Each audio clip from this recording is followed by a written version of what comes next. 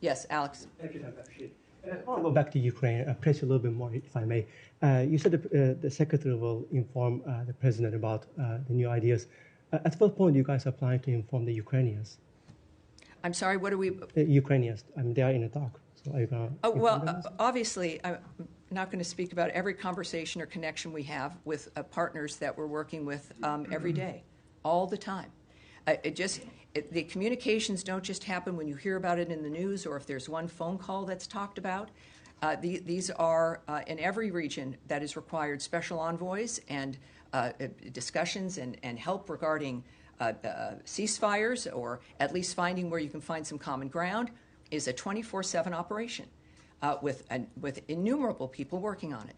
So when it comes to the Ukrainians, our friends, President Zelensky had a fabulous phone call with President Trump.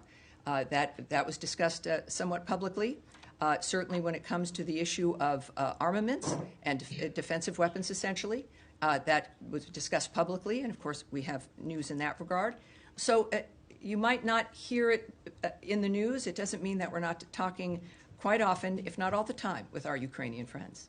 Thank you. And going back to Andrea's point earlier, we all heard just 2 days ago from the president that he expressed his frustration of Putin, yes, saying that he was lying to him. And then we also have seen the past few days, Russians have been engaging in record-breaking attacks, Kiev or other cities. Why do you think Lavrov deserves a secretary-level meeting, given all this background? Well, again, a lot of people didn't think Putin should be talked with at all during the last administration. He wasn't talked to for 3 years. That's not a way that you can come to some kind of understanding or agreement or an effort to stop any carnage and the suffering. You've got to talk to everyone at any point when it comes to those who are involved in the situation. To say nothing of the leverage that we have with the ideas and the power of President Trump, and clearly the effectiveness of Secretary Rubio in the midst of this. At the same time, the escalating Russian attacks, the president's been clear, they're abhorrent. I can say to you here that we strongly condemn Russia's escalating attacks on Ukraine and extend our deepest condolences to the victims and families of those killed. Every week, we see reports of Russia setting new records for the scale of its aerial attacks. Every nation wants to have records, but not that kind.